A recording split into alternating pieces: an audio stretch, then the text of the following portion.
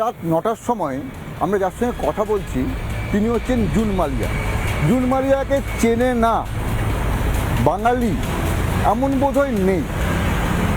সেই জুন মালিয়া অভিনেত্রীর সময় পেরিয়ে এখন রাজনীতিবিদ। আমরা তার সঙ্গে রাজনীতির কথা বলবো এবং অন্যান্য নানা বিষয়ে কথা বলবো।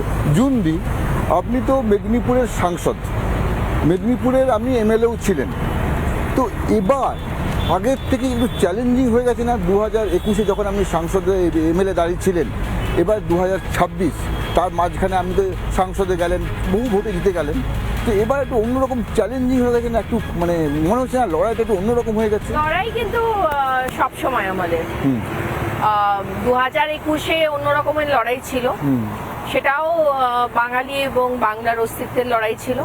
24-এও তাই, 26-এও তাই।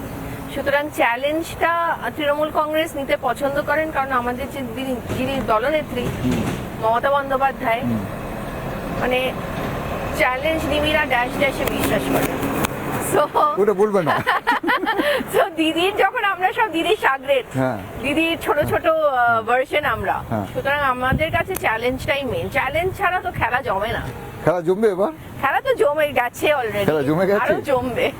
কিন্তু এবার যেটা হচ্ছে, এবার সবাই বলছে যে তৃণমূলকে নাকি একেবারে ঘিরে নিয়েছে, তৃণমূলের যা অন্যায় করেছে সব কিছু পর্দা ফাঁস হয়ে গেছে, আর কোনো মুক্তি নেই। এবার পাবলিক বুঝে গেছে না, পাবলিক এটাও বুঝতে পারছে যে সেন্ট্রাল গভর্নমেন্টে তো বিজেপি শাসিত, মানে বিজেপির রাজ, এবং এই যে এতগুলো স্টেট আছে, মধ্যপ্রদেশ থেকে শুরু করে, বিহার থেকে শুরু করে, মণিপুর থেকে শুরু করে, আমাদের মহারাষ্ট্র, ছত্তিশগড়, তারপর এদিকে হরিয়ানা, দিল্লি, এখন সবেতেই তো ওনারা বিরাজমান। আর ওখানে যে কি কি চলছে, প্রতিনিয়ত যে কি কি চলছে, সেগুলোও কিন্তু মানুষ দেখছে। বিজেপি দ্বারা চালিত সেন্ট্রাল গভর্নমেন্টের ওদের যা অবস্থায় মানুষকে দাঁড় করিয়ে রেখেছে এই মুহূর্তে, ডলার হচ্ছে 95+। সুতরাং কিন্তু আমরা পার্লামেন্টে আমাদের অদ্ভুত লাগে যে ওখানে সবকিছু যেন সব ঠিক আছে, নির্মলা জি এসে বলে সব ঠিক আছে। What is right? Nothing is right, everything is wrong, আর সেটা মানুষ বুঝতে পারছে।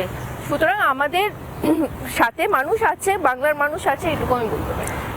এই যে লোকসভার কথা বলছেন আপনি, আপনাকে দেখি তো যেখানে অন্যান্য যারা অভিনয় থেকে এসছে তৃণমূলের, তাদের তুলনায় আপনি একটু বেশি কথা বলেন, খুব দাঁড়িয়ে দাঁড়িয়ে কথা বলেন, কি ব্যাপার এত অ্যাক্টিভ কেন? অ্যাক্টিভ কারণ মানুষ, এতগুলো মানুষ মেদিনীপুরের 7টা বিধানসভার মানুষ ভরসা করে পাঠিয়েছে। অন্যদেরও তো পাঠিয়েছে। দেখুন, অন্যদের দায়িত্বটা আমি নিতে পারবো না, তারা কি ভাবছে বা তারা কি করছে। অ্যাজ এন ইন্ডিভিজুয়াল আমি আমার কথাই বলবো।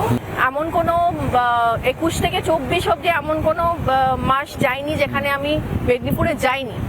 মানে কাজ সামলে, ঘর সংসার সামলেও আমি কিন্তু প্রতিনিয়ত রেগুলারলি আমি মেদিনীপুরে যেতাম। সেটা হয়তো মানুষ ভালো চোখে দেখেছে। বিধানসভাতেও আমার অ্যাটেন্ডেন্স খুব ভালো ছিল।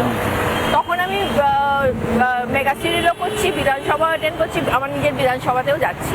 সেটা ওয়েস্ট বেঙ্গলের মধ্যে সীমিত, কলকাতার মধ্যে সীমিত ছিল বলে হয়তো। এখন হয়তো আমি আমার অভিনয়ের দিকটা হয়তো বেশি আমি সময় দিতে পারছি না, 1.5 বছর।